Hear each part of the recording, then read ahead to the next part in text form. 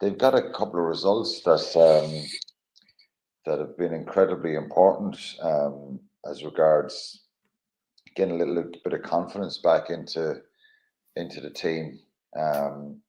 They caused Ireland some problems in Dublin. Look, I think when Ireland had that big lead, really the two tries at the end kind of maybe paper over the cracks of Ireland being very clinical and dominant, particularly in the start of that second half. I think the decision not to play Marcus Smith at full back and bring back Elliot Daly it's not going to excite English rugby fans, is it?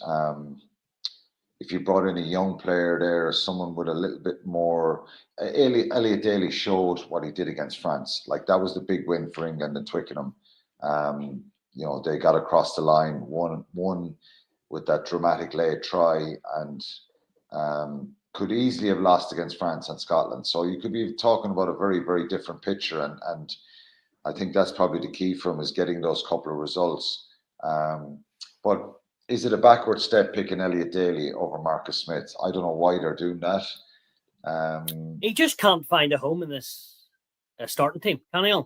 For a guy with so much talent. Yeah, I think, though, to have Vince Smith and himself in the team, it does change the attack.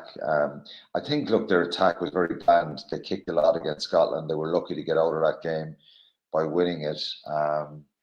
There was a lot of kind of boos and oohs and ahs from the crowd. They weren't really excited by the performance at all. But look, the players got a result, and they get a good result against Italy at the weekend, which you'd expect them to go there and win. It'll be interesting to see how Italy react after such a heavy defeat by France.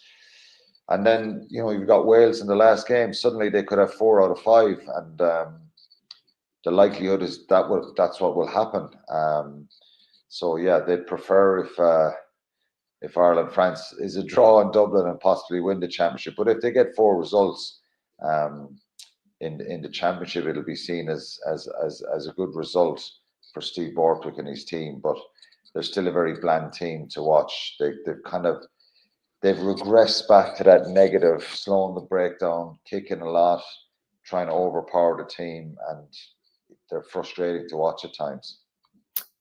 Matt, just picking up off the bland team there and comment from Alan, if they win 4 games in the championship, is it not a success? Or is it the 80,000 Twickenham Alliance, sorry, I should say, stadium? They're like, no, this isn't exciting. I'm not having it. And that seems to be the case. Well,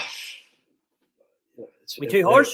No, it's been a horrific rugby to watch, hasn't it? They box kick 18 times or 19 So even if they keep winning, it's not for you at all? No, well, there's in the Winter Olympics a number of years ago, there's an Australian guy called Stephen Bradbury. I was just listening to it. I just looked that up. Stephen Bradbury was in the final of the 400-metre sprint on ice. This is on skates. You've got to imagine Australians aren't really known for sprinting on ice. Not much of it around. Just you. And to make the final was great. There's 5 of them. And on the very last turn, 4 guys fall over and Bradbury goes through and wins a gold medal. And he's dined out on it ever since. I mean, he goes around and talks about it. I've heard him speak. He's fantastic. Laughs at himself, but he's an Olympic gold medalist. He holds the Olympic gold medal because the other 4 guys fall over. Everyone could fall over on Saturday night. England could win it, and it would be just, and I guess Borthwick will go out for the rest of his life and tell stories and get paid for it about how they did it. But it doesn't take away from the fact that it is awful to watch. It is rubbish, technically, tactically, and we're in at the top end. If you're playing down in the country in Ireland and you're playing, whatever J4s you're doing, whatever it is, just go out and have fun and win. If you win a certain way, but at the top end, yeah, sure, you've got to win, but you also got a responsibility, in my opinion, to play some form of entertainment for the people who are coming in to watch it. Now, people can say the South African game plan's not entertaining. I'll be one of them, but I appreciate what they're doing. I mean, that was just what we saw against Scotland was just rubbish. It was awful stuff. And Scotland should have won that game going away. 3 tries to 1. Marcus Smith's been dropped, in my opinion, because I think of his defence. If you watch him defend over his time as a fullback, it's just been impossible for him. And I feel for Marcus because he hasn't had the time in the role. But is there anything in that? Finn Smith is a good player. I think he's a very. You get time in the role anymore, Matt, at international rugby. No, and it's wrong, mate. I think it's. People are starting to say what I've felt for many years, that Marcus Smith does not have the full range of capabilities at the international level. He's got some, and it's exciting, but no matter where they're playing, he hasn't really brought other people into the game. If you look what Finn Smith does and what Sam Prendergast does, and Jack Crowley too, I'm not saying Jack's in there too, they bring other people into the game. They make other people look good. They give a pass that brings people through. And Marcus just isn't doing that. He himself is superb in attack, but he's been put in the backfield in defence. And when faced with a one-on-one tackle in defence, invariably he misses the tackle. Now, Hugo Quinlan at fullback makes that tackle, 15 times out of 16. He just very rarely misses a one-on-one tackle. As a fullback, that's your gig. You've got to do that. And Marcus isn't doing it.